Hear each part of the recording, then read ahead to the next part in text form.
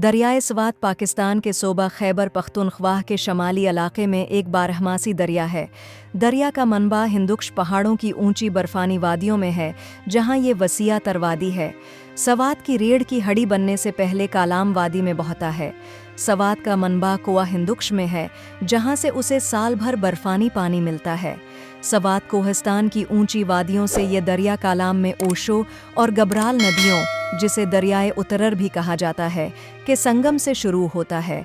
संगम से दरियाए सवात वादी कालाम की तंग घाटियों में से मदीन शहर तक बहता है। वहां से दरिया नचली वादी सवात के मैदानी इलाकों से चुकदरा तक 160 किलोमीटर 99 मील के लिए आहिस्ता से गुजरता है।